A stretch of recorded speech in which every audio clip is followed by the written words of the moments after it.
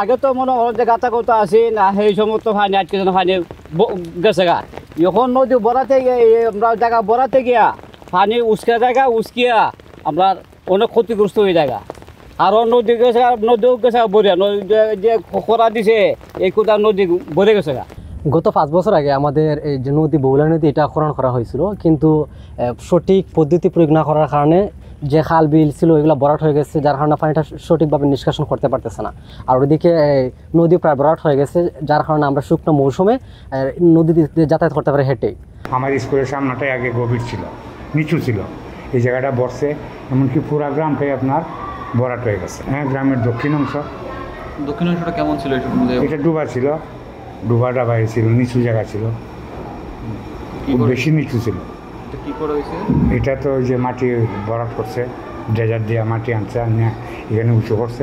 গত কিছুদিন আগে, কয়েক বছর আগে এই চিকসা গ্রামের পাশ দিয়ে বয়ে যাওয়া যে নদীটা, ওই নদীটা ড্রেজিংয়ের কারণে, ড্রেজিংয়ের যে বালি বা মাটি এগুলো আসলে গ্রামের বিভিন্ন খাল গর্ত এরকম ডুবা যাওয়া জায়গা যেগুলো আছে ওই দিক দিয়ে ফেলে দেওয়ার পরে সবগুলো ভরে যাওয়ায় এখন ওই যে পানি প্রবাহটা কমে গেছে, যার কারণে এই প্রতি বছরেই বারবার বন্যায় আক্রান্ত হয়।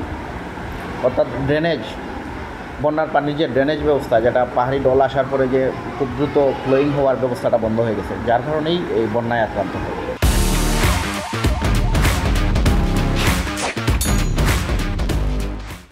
মাটি কাছে থেকে এলাকান আর আগে খাল রাস্তাঘাট খোলা আছে, পানি যাইছে বড়া হয়েছে থেকে এলাকান থাকে টেবলার পানি নিয়ে ঘুরে যায়, নদীকে বাড়িতে পারে না।